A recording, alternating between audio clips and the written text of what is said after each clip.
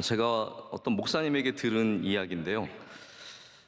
그 목사님이 섬기시는 교회에는 미국 목사님이신데 아주 나이가 지긋하게 드신 지혜로운 아주 성공한 사업가가 있었다고 합니다. 이분은 유대인이었는데 나치의 유대인 캠프에서 살아남은 그러한 분이었습니다.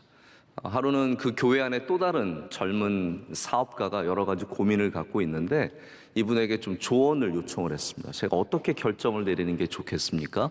라고 이렇게 물었더니 이 지혜로운 사업가가 말씀하시기를, 혹시 그 문제가 shoe decision에 대한 문제입니까? 라고 물었다는 거죠. 이 shoe decision이라는 말은 신발 결정이라는 그런 말인데, 이분의 삶에서 이분이 겪은 일을 통해서 갖게 된 그런 지혜였습니다. shoe decision은 뭐였냐면, 이분이 어렸을 때, 청소년이었을 때 갑자기 밤에 독일 군들이 밤에 집에 쳐들어와서 모든 식구들을 다 잡아갔다고 합니다. 잡아가는 도중에 자기가 본능적으로 내가 뭔가를 하나라도 그래도 챙겨가야겠다라는 생각이 들어서 목욕 가운을 입고 있는 그 안으로 신발 한 켤레를 따로 이렇게 챙겨서 갔대요. 참 청소년이 대단하죠. 하나라도 챙겨서 간 거예요. 캠프에 아주 어렵게 도착을 해가지고 그곳에 이렇게 아주 추운 곳에 배치가 되었는데, 자기가 도착해서 보니까 자기 동네에 사는 또 다른 유대인 2명의 청소년도 같이 잡혀온 거예요. 근데 이 청소년들은 밤에 잡혀오느라고 그냥 맨발로 온 겁니다. 맨발로 왔는데, 자기가 보니까 이 한겨울에 살아남으려면 신발이 있어야 되는 거예요. 뭐 저기서 캠프에서 신발을 나눠주는 것도 아니고, 이 신발이 없으면 정말 아이들이 죽을 것 같은 거예요. 그래서 밤새도록 고민을 했다는, 누구에게 이 신발을 줘야 하는가. 여러분 생각을 해보세요. 이 신발이 있으면 사는 거고 이 신발이 없으면 죽는 건데, 그럼 내가 누구에게 이 신발을 줘야 할까? 밤새도록 기도하고 걱정하고 생각하고 그 다음날 누군가 한 명을 어쩔 수 없이 골라서 줬다라는 거죠. 그 다음부터 이분에게는 shoe decision, 이 신발의 결정이라는 말은 어떤 것을 의미했냐면, 가장 중요한 문제들, 어려운 문제들, 정말 밤새도록 고민을 하고 며칠을 고민해도 해결이 되지 않는 그런 문제를 shoe decision이라고 부르기 시작했다는 거죠. 이 젊은 사업가에게 물었습니다. 당신의 결정이 지금 이게 shoe decision입니까? 그렇게 중요한 겁니까? 만약 그렇지 않다면, 만약 이것이 shoe decision이라면 정말 고민을 더 하고 기도하고 그 가운데 지혜를 구해야 하지만, 만약에 그런 게 아니라면 그냥 결정을 하고 거기에 최선을 다해서 일을 하면 된다. 너무 걱정하지 말고 너무 두려워하지 말고 당신이 정하는 일들 하나님께서 도와주시니까 이렇게 결정을 해서 앞으로 나아가라라고 조언을 해줬다고 합니다. 여러분, 우리 삶에도 shoe decision이 있고 그렇지 않은 것들이 있습니다. 중요한 결정들은 정말 몇 달을 함께 계속 고민을 해도 해결되지 않은 문제들이 있고, 또 어떤 것들은 우리가 그냥 결정해서 앞으로 나아가야 되는 것들이 있습니다. 사람들은 날마다 무엇인가를 결정합니다. 아마 여러분들도 오늘 많은 결정들을 이미 내리신 겁니다. 코로나가 이렇게 번져가는 가운데 내가 주일에 교회를 나와야 할까라는 고민을 하며 결정을 해서 나오신 분들이 계시고, 또 그래서 안 나오신 분들도 계실 겁니다. 또 어떤 분들은 내가 오늘 1부를 갈까 2부를 갈까 3부를 갈까 그런 결정을 내리시는 분들도 계실 거고, 헌금을 얼마 할까 결정을 내리시는 분들도 있을 겁니다. 또 옷은 어떻게 오늘 교회에 입고 갈까 그렇게 생각했던 분들도 계실 겁니다. 이렇게 좀 단순한 결정들도 있지만 여러분의 삶에는 지금도 결정짓지 못하는, 고민하고 있는 많은 것들이 분명히 있으실 겁니다. 저도 가끔 면담을 하다 보면 집사님들이나 뭐 이런 분들이 가져와서 목사님 저 어떻게 할까 이렇게 물어보시는 것들 가운데, 야, 이거 정말 결정 내리시기 참 힘들겠구나. 가야 할지 말아야 할지, 해야 할지 말아야 할지, 어떻게 해야 할지 굉장히 결정하기 어렵겠구나라고 생각이 들 때가 있습니다.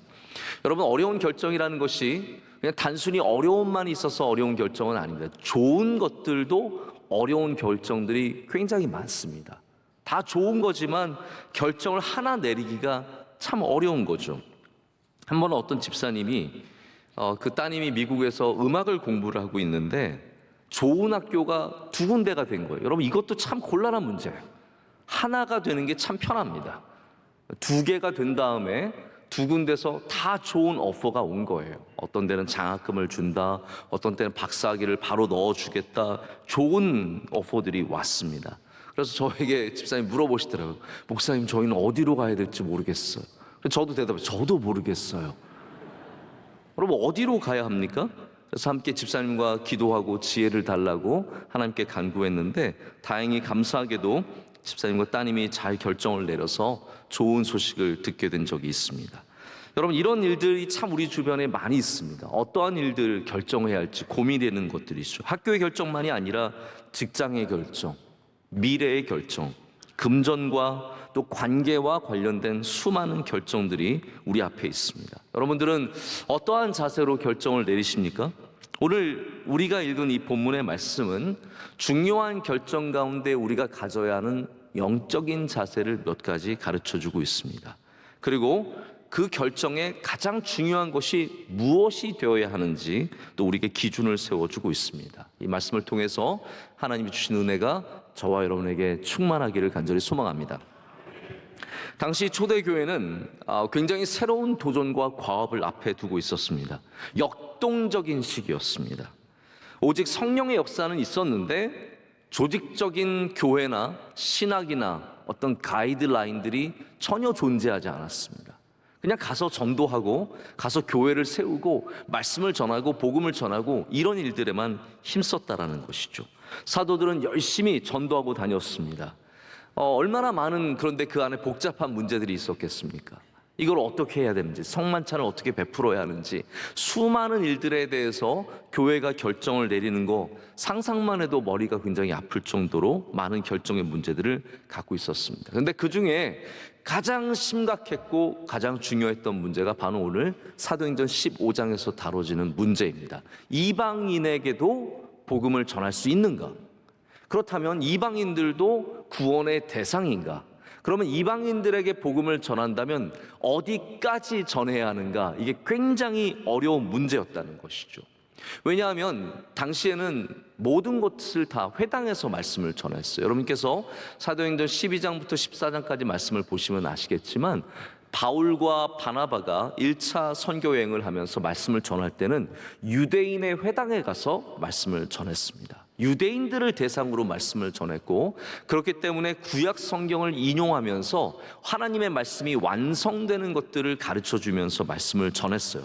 근데 14장 마지막 부분에도 바울이 전하고 있지만 그들이 말씀을 전하다 보니까 어떤 일들을 겪게 되냐면 오히려 유대인들에겐 핍박을 받았어요. 유대인들은 그들을 쫓아내고 신성모독이라고 그들에게 돌을 던지고 그들을 때리고 핍박을 많이 했습니다. 그런데 오히려 반대로 이방인들은 복음을 받아들이는 이 놀라운 경험을 하게 된 거예요. 그래서 이방인들에게 믿음의 문을 여셨다라는 그런 담대한 고백을 하게 됩니다. 자, 그런 가운데 또 하나의 문제가 생기죠. 바로 유대에서 내려온 교회 지도자들이 갈라디아서에서도 반복되는 얘기입니다. 뭐라고 얘기를 했냐면 할례를 받지 아니하면 너희가 구원을 얻지 못한다. 다시 말해서 할례를 받는다는 말은 유대인이 된다는 말이에요. 너희가 유대인이 되지 않으면, 유대교회에 입교하지 않으면 너희는 구원을 받지 못한다가 되어버린 것입니다. 바로 이것이 큰 교회 안에 다툼과 혼란을 일으키게 되었습니다. 이 문제를 해결하기 위해서 바울과 바나바가 파송을 받아서 예루살렘에 가서 예루살렘에서 공의회, 바로 교회들의 모임, 바로 이 야고보가 감독이 된 이 공의회에서 이 변론을 하게 됩니다. 먼저 바리새인들이 나왔어요. 여러분 아셔야 되는 것이 초대교회 교인들 중에서도 바리새파가 있었어요. 바리새파는 영원히 바리새파예요. 율법이 중요한 거예요. 그래서 이 사람들이 주장하는 것은 할례를 받지 않으면 그거 못 받는다, 이거였어요. 근데 거기에 베드로라고 하는 가장 중요한 교회 지도자가 중요한 발언을 하게 됩니다. 이것이 15장 전반부에 나오는 얘기예요. 베드로는 이미 하나님께서 고넬료를 통해서 이방인에게도 복음을 주신다는 것을 알게 되었습니다. 할렐루야. 그것을 체험하고 하나님의 말씀으로 받아들였기 때문에 가장 먼저 베드로가 기선제압을 합니다. 자, 하나님께서 믿음의 문을, 그리고 복음의 길을, 구원의 길을, 이방인에게도 열어주셨다는 것이죠. 많은 변론과 다툼이 오간 다음에 야고보가 거기에 대해서 결정을 내립니다. 그 결정을 내린 말씀이 오늘 29절에 나옵니다. 오늘 우리가 읽은 본문 전체는 이방인의 교회들, 유대인의 교회들에게 보내는 편지입니다. 이 편지 안에 어떻게 기준을 내리는지가 나옵니다. 29절에는 바로 이 네 가지를 금하죠. 우상의 제물과 피와 목매어 죽인 것과 음행, 바로 이 네 가지를 금하고는 나머지 율법은 멍에를 메우지 않겠다라는 것을 결정하게 됩니다. 이것이 굉장히 중요한 결정이 되어서 바로 이방인에게 복음의 문이 열리고, 그리고 초대교회가 급성장하는 그런 은혜를 누리게 됩니다. 이 결정이 그만큼 중요했다는 것이죠. 근데 제가 지금까지 이제 이 배경을 말씀드렸는데, 이 결정을 하면서 가장 중요한 말 한마디가 있습니다. 오늘 우리가 주제로 삼는 굉장히 중요한 말씀인데요, 28절의 말씀입니다. 우리 28절의 말씀을 한번 다 같이 읽겠습니다. 성령과 우리는 이 요긴한 것들 외에는 아무 짐도 너에게 지우지 아니하는 것이 옳은 줄 알았노니. 아멘. 자, 성령과 우리는 이 요긴한 것들 외에는, 다시 말하자면 이 네 가지 금하는 것들 외에는 아무 짐도 너에게 지우지 아니하는 것이 옳은 줄 알았다라고 하고 있습니다. 자, 우리와 성령에게 좋은 것이다라는 말이에요. 자, 이 말씀을 좀 더 풀어드리자면, 우리 한글 성경에는 이게 좀 명확하게 두드러지게 나타나지 않지만 다른 번역본들을 보면은 이 말씀이 가고 있는 방향이 정확하게 나옵니다. 그게 뭐냐면요, 바로 성령과 우리가 보기에 좋았더라예요. 28절의 말씀을 정확하게 읽으시려면 이 뜻입니다. 성령과 이 모든 것들을 하면서 그들 가운데 성령과 우리가 보기에 좋았다라고 하고 있습니다. 그래서 영어 성경에는 It seemed good to the Holy Spirit and to us라고 되어 있어요. 이것이 성령 보시기에 좋았고 또 우리의 보기에도 좋았다라고 하면서 결정을 내립니다. 자, 제가 오늘 여러 가지 말씀을 드리겠지만 결국 우리가 중심으로 잡고 있는 이야기는 바로 이겁니다. 여러분들의 결정에 무엇이 있어야 합니까? 성령이 보시기에 좋은 것이 있어야 합니다. 또한 나만이 아니라, 이 잠깐만이 아니라 바로 우리의 삶 가운데 보기에 좋은 것이 함께 있어야 된다는 것이죠. 성령과 우리가 보기에 좋은 것이 될 때 여러분의 결정은 능력 있는 결정이 된다는 말입니다. 다른 것들은 별로 그렇게 중요하지 않습니다. 때로는 아무것도 아닌 결정을 갖고 우리가 너무 매여 있을 때가 있습니다. 여러분, 자유해 주시기를 축복합니다. 옷 이거 입을까 별로 중요한 문제가 아닙니다. 정말로 중요한 문제에 있어서는 우리가 땀 흘려 기도하면서, 눈물로 기도하면서 성령의 은혜를 구해야 하고, 나머지 것들은 하나님이 주신 지혜와 또 하나님이 주시는 은혜로 말미암아 우리가 앞으로 나아가면 된다라는 말입니다. 성경에는 아주 어려운 결정들을 내린 예들이 한도 없이 많이 있습니다. 제가 다 말씀을 드릴 수는 없고요, 제 머리에 떠올랐던 첫 번째 이야기가 룻의 이야기였습니다. 룻은 그의 남편이 죽었고 그의 시아버지도 돌아가셨고 이제 시어머니와 나오미와 홀로 되었습니다. 자, 그런데 룻은 시어머니와 함께 가기로 결정했습니다. 자, 여러분이라면 이런 상황에서 어떤 결정을 내리시겠습니까? 자, 아이는 없어요. 나는 그냥 다른 데 가면 돼요. 그런데 시어머니가 있는데 시어머니가 외국 사람이에요. 그래서 자기 고향으로 가겠대요. 이거를 만약에 네이버에 고민란에 올렸다고 생각해 보세요. 저는 결혼한 지 얼마 안 됐는데 갑자기 어려움이 닥쳐와서 저희 집에 시아버지도 돌아가시고 저희 남편도 돌아가시고 저희 시아버지님도 돌아가시고 저희는 다 홀로 되었습니다. 시어머니 한 분 계시는데 이 시어머니는 외국 분이세요. 근데 지금 외국으로 돌아가시겠대요. 저는 어떻게 해야 할까요? 밑에 다 반대. 뻔합니다. 너 미쳤니? 외국 가서 뭐 하려고? 네 나이가 얼마나 어린데 너 안에 아이도 없다면서 여기서 새 출발하면 되지. 얼마나 좋은 조언들이 많이 나오겠습니까? 그래서 사실 우리가 세상에 좋은 조언을 받는다고 해서 그것이 다 맞는 것은 절대로 아닙니다. 성령이 보시기에 좋은 것이 되어야 하죠. 우리의 기준은 그냥 세상적인 상식만은 절대로 아니라는 겁니다. 룻은 이 가운데 어머니 나오미에게 헤세드를 베풀어 주기를 결정합니다. 그래서 그 어머니와 함께 베들레헴으로 함께 올라가게 되고 마침내는 다윗의 집안의 조상이 되는 큰 은혜를 누리게 되죠. 여러분, 결정은 어렵습니다. 이거 외에도 성경에는 수많은 어려운 결정들이 나오는데 분명합니다. 하나님 보시기에 기쁜 것은 능력 있는 결정이 되고, 하나님 보시기에 기쁘지 않고 그냥 세상이 보기에 맞는 결정들은 오히려 잘못되는 일들이 너무나 많이 있습니다. 여러분, 왜 결정이 어려울까요? 결정이 논리적으로 되는 것이기만 한다면 결정은 쉽습니다. 만약에 더 좋은 길 분명하게 드러난다면 얼마나 쉽습니까? 그냥 그거 고르면 되는 거예요. 여기 가면 더 돈을 벌게 되는 것이고, 여기 가면 더 행복해지는 것이고, 분명한 논리적인 단계가 있다면 결정처럼 쉬운 게 없습니다. 근데 우리의 결정이 어려운 이유는 이것들이 절대로 논리적이지만 않다는 것이죠. 대부분의 결정들은 감정적입니다. 우리 사람이 갖고 있는 감정 때문에 결정이 어려운 것이죠. 우리의 감정을 떼어버릴 수가 없습니다. 손해가 돼도 어떤 경우에는 그 길로 가는 거죠. 나에게 이득이 되어도 싫다면 안 하는 겁니다. 그래서 사람들은 절대로 논리적이지 않습니다. 사람들은 사실은 굉장히 감정적입니다. 어떤 물건을 살 것인가?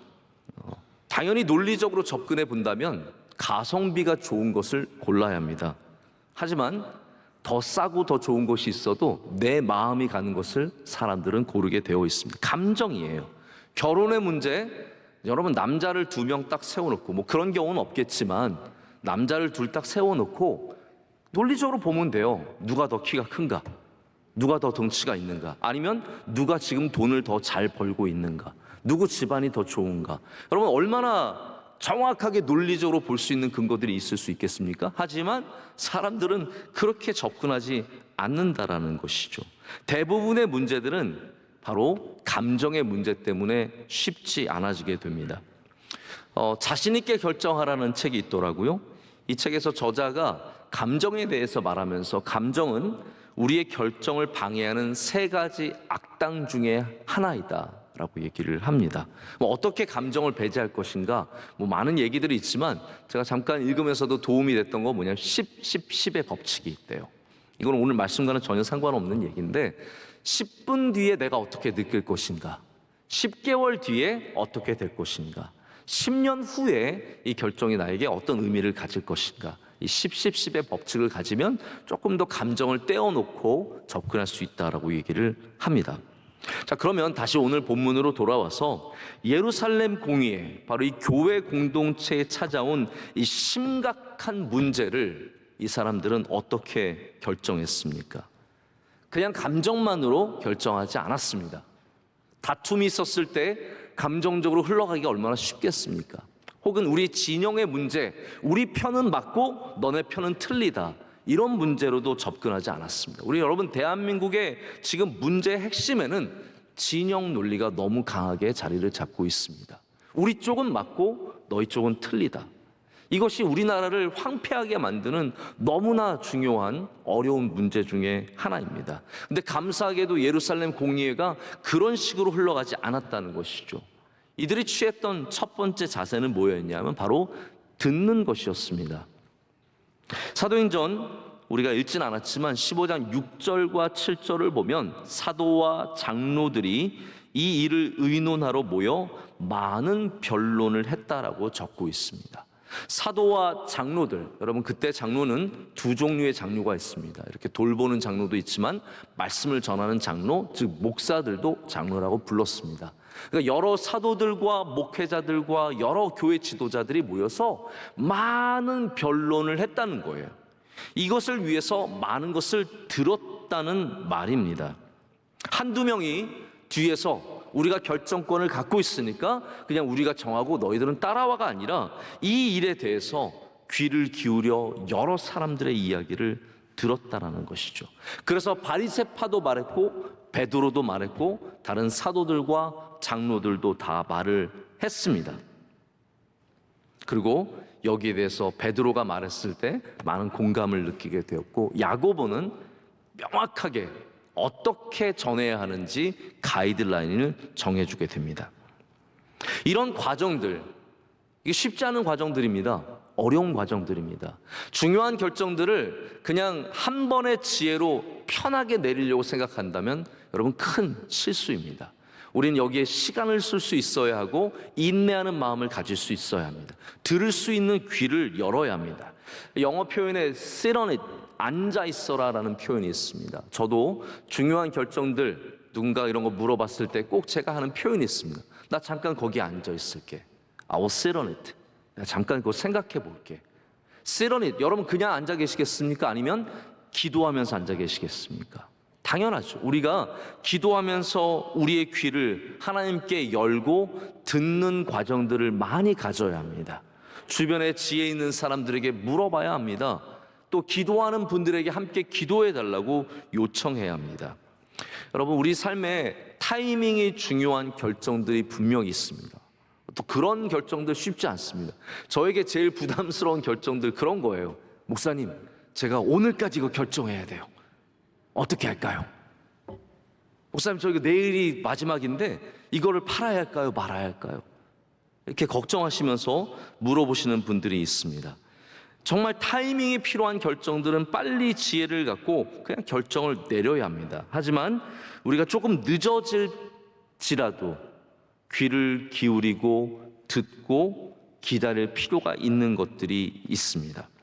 여러분, 듣는 것은 우리를 늦게 하게 합니다. 다시 말씀드리자면 듣는 과정들은 모든 과정을 느리게 하는, 길게 하는 그런 어려움을 갖고 있습니다. 그래서 사람들이 마음이 급하면요 들으려고 하질 않습니다. 빨리 이거 해결해야 되기 때문입니다. 그러나 성경은 우리가 급하게 갈 때 문제가 많다고 얘기를 합니다. 사울이 블레셋이 찾아오고 블레셋이 막 쳐들어오고 사무엘은 죽었고 갈 데가 없고 하나님 말씀하지 않으시니까 어떻게 급하니까 뭘 했습니까? 엔돌의 신접한 여인을 찾아가게 되는 그러한 실수를 하게 되는 것은 급했기 때문이에요. 아닙니다. 우리는 귀를 열고 하나님의 목소리에 귀를 기울여야 할 줄로 믿습니다. 그게 바로 우리의 결정이 늦어지는 과정입니다. 근데 그 늦어짐이 우리에게 복이 될 수 있다는 것이죠. 하나님께 귀를 기울이고 우리의 귀를 열어서 많은 것을 들을 때 하나님은 그 가운데 우리의 마음을 결정할 수 있는 길을 열어주신다는 겁니다. 우리가 결정 내릴 때마다 여러분 느리게 가는 것이 복이 된다는 사실을 잊지 마시기를 축복합니다. 그 느리게 간다는 것이 타이밍에 어긋나게 가겠다는 말이 절대로 아닙니다. 빨리 해야 되는 결정들은 빨리 하십시오. 그러나 그렇지 않은 것들은 우리가 충분히 하나님께 귀를 기울이며 하나님의 말씀을 듣는 과정들을 거쳐서 또 그것이 성령과 우리에게 좋은 것이 될 수 있도록 우리는 귀를 활짝 열어야 할 줄로 믿습니다. 두 번째, 저는 이런 말씀을 좀 드리고 싶습니다.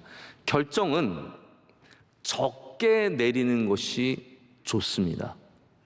이게 제가 좀 요즘에 생각하는 부분인데요. 가능하면 너무 많은 결정을 내리려고 하지 않는 것이 건강합니다. 여러분, 결정을 많이 내리는 자리는 복된 자리일 때가 많아요. 그래도 어떤 리더의 자리에 있으니까, 위치에 있으니까 그렇게 결정을 많이 내리게 되겠죠. 결정을 내리는 사람들이 멋져 보이지만 이 결정이 가정과 기업과 여러분 하시는 일들의 존폐를 결정한다면 얼마나 어려운 결정이 되겠습니까? 빌라도의 결정, 지금 2000년이 지난 지금도 우리가 사도신경에서 그의 이름을 말하면서 그의 결정을 비난하지 않습니까? 그렇다면 결정을 많이 내리는 자리를 사모한다는 것이 결코 지혜로운 일만은 아니라는 것을 생각해 보게 됩니다. 그러나 만약에 여러분이 삶에서 많은 결정을 내려야 하는 자리에 있다면 그럼에도 불구하고 결정을 줄이는 노력을 해야 합니다. 제가 주의 깊게 본 것이 그것입니다. 베드로와 야고보가 여기서 굉장히 중요한 역할을 하거든요. 그런데 이분들이 모든 것에 다 날마다 결정을 내린 것은 아닙니다. 사도행전에서 많은 이야기들이 나오는데 베드로와 안드레가 거기 일일이 다 나와서 우리가 결정을 내릴게 하지 않았다라는 거예요. 베드로와 야고보는 이것을 하나님의 일로 여기고 자기들이 나와야 할 때는 나왔지만 자기들이 나올 필요가 없을 때는 절대로 거기에 개입하지 않고 다른 사람들의 결정을 존중해주는 리더들이었다라는 것입니다. 저도 명석교회를 섬기다 보니까 매일같이 수많은 결정들을 내려야 하고 이것들이 때로는 누군가에게는 도움이 되고 누군가에게는 아픔이 될 수 있다는 생각을 해보게 됩니다. 저희 교회가 정말 하루에도 수십 통의 도움의 요청의 편지를 받습니다. 제가 그래서 그거를 내가 이거를 다 결정을 내릴 수 없겠다는 생각을 가졌어요. 이거를 내가 다 결정을 내리자면 너무 마음이 쓰는 거예요. 이분들의 상황을 알아야 되고 이분들이 정말 어떤 분들은 그냥 뭐 수천 통의 편지를 돌리는 그냥 무작위로 돌려서 그 가운데 뭐 돈을 요구하시는 분들도 있지만 정말로 우리의 도움이 없이는 지금 살아갈 수 없는 그런 분들도 계시기 때문에 이런 결정들 하나하나가 너무 어렵더라고요. 그래서 가능하면 그 결정들을 어떻게 델리게이션, 위임하고 어떻게 내가 그 결정권들을 줄여가는가 이것들을 참 중요하게 요즘 생각을 하고 있습니다. 또 어떤 일들은 정말 많은 사람들의 이야기에 귀를 기울여 하는 이야기들도 있더라고요. 어떤 분들의 어떤 그룹들의 이야기를 들어야 하고 전문가의 이야기를 들어야 하고 그래서 좋은 결정으로 나아가야 하는 그런 일들도 있는 것을 많이 보게 됩니다. 그러면서 제가 내린 결정은 그거예요. 모든 결정을 내가 하려고 하지 말자. 가능하면 내가 내릴 수 있는 결정들을 줄여가자. 이것이 제가 요즘에 갖고 있는 생각입니다. 여러분 아시겠지만 이 많은 결정들의 수를 줄이려고 극도로 노력한 사람이 있습니다. 누구이겠습니까? 스티브 잡스라고 하는 지금은 돌아가신 애플의 창업자입니다.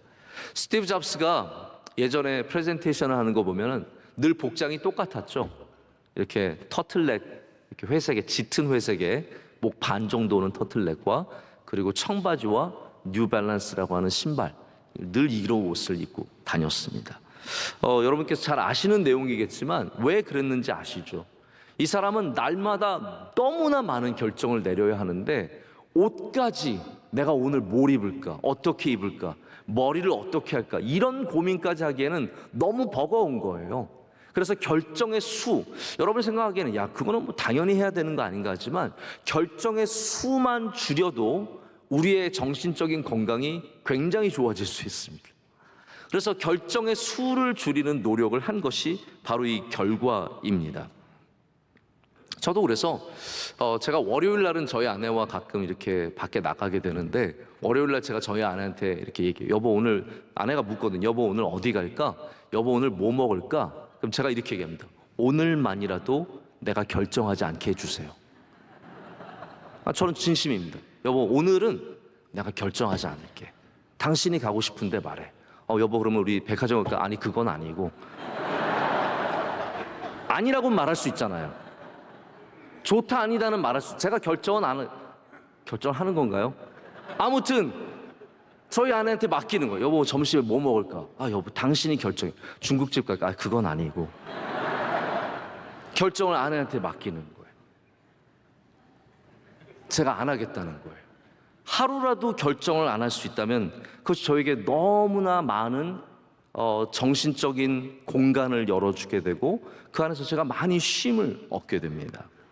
여러분 우리가 영적으로 결정을 내릴 때 우리의 결정이 우리에게 있지 않고 하나님에게 있다는 것이 여러분 그것이 얼마나 큰 은혜인지 모릅니다.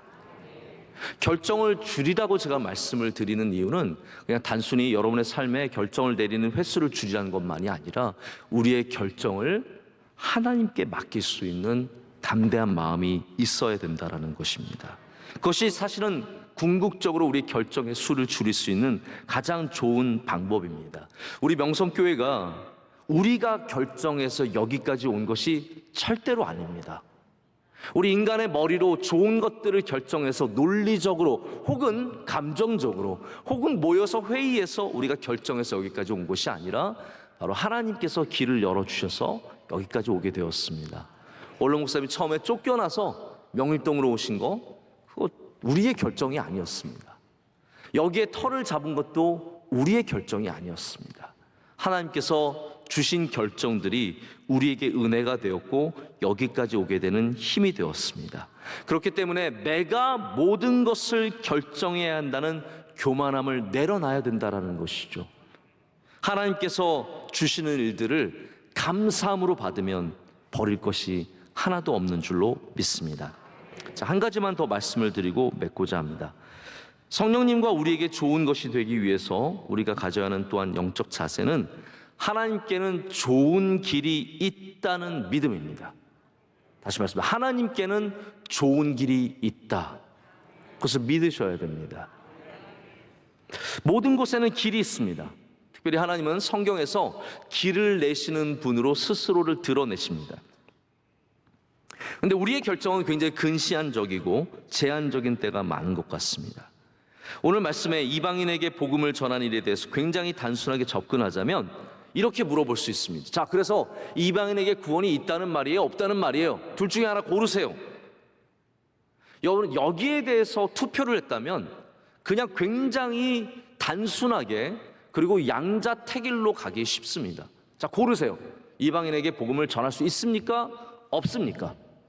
할례를 하라는 겁니까? 말라는 겁니까? 우리 대부분 우리 사람들이 갖고 있는 결정은 이런 식으로 가기가 쉽습니다. 하라는 거예요? 말라는 거예요? 살아요? 말아요? 여기로 가요? 저기로 가요? 우리는 굉장히 양자택일로 모든 결정을 줄이고 그 안에서 골라야 한다고 생각을 하죠. 그런데 감사하게도 야고보는 그렇게 접근하지 않았습니다. 야고보는 구원을 있다 없다 할례를 하라 말라가 아니라 전혀 다른 방향으로 가게 됩니다. 먼저 야고보는 이방인에게 복음이 전해질 수 있는 말씀의 근거를 댑니다. 그리고 더 나아가서는 두 개의 극단적인 반대점에서 선택하지 않고 제3의 결정을 내립니다. 그것이 무엇입니까? 오늘 이 네 가지 외에는 짐을 지우지 않고 이방인에게 복음의 길을 열어주겠다 였습니다. 이거는 어떻게 보면 전혀 다른 방식의 문제 해결이었다는 것이죠. 여러분, 우리의 삶에 때로는 죽거나 살거나 헤어지거나 살거나 직장을 그만두든지 다니든지 이렇게 둘 중에 하나로 축소시키는 결정들이 굉장히 많이 있습니다.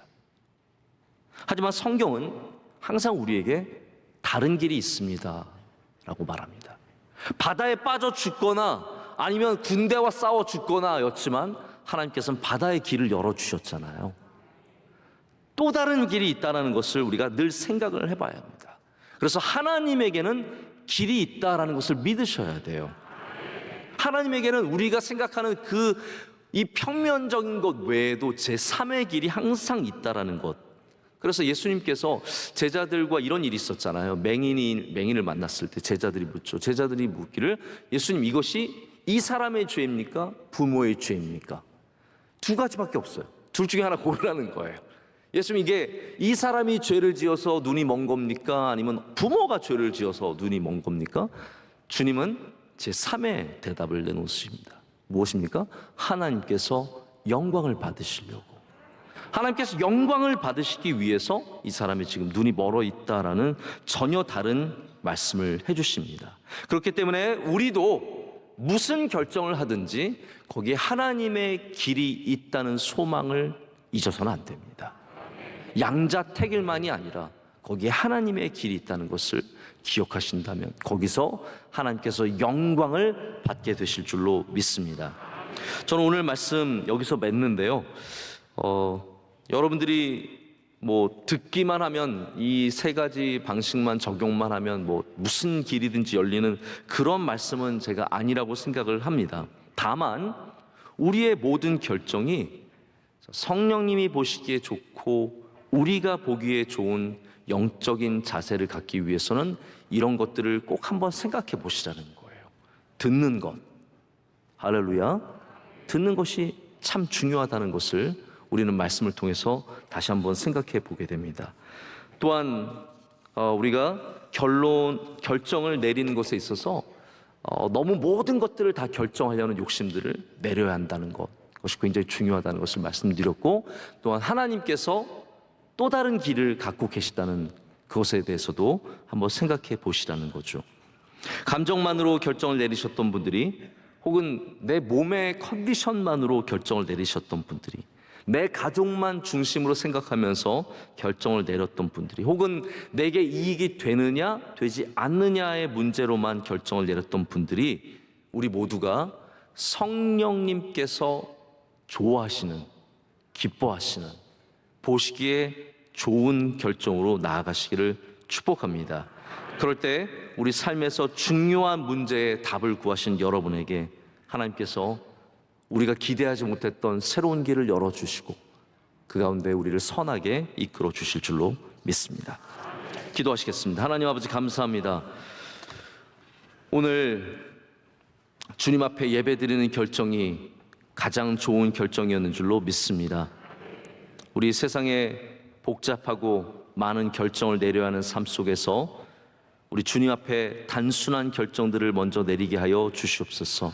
우리 바뀔 수 없는 결정들, 예배를 지키고 기도하고 말씀을 붙잡고 영적으로 사는 이 결정들을 놓치지 않도록 은혜 내려 주시옵소서. 또한 하나님, 우리의 모든 결정들이 성령께서 보시기에 또 우리가 보기에 좋은 결정이 될 수 있도록 하나님, 우리를 선하게 인도하여 주시옵소서. 이 모든 것을 주님께 믿음으로 고백하며 예수님의 이름으로 기도드립니다. 아멘.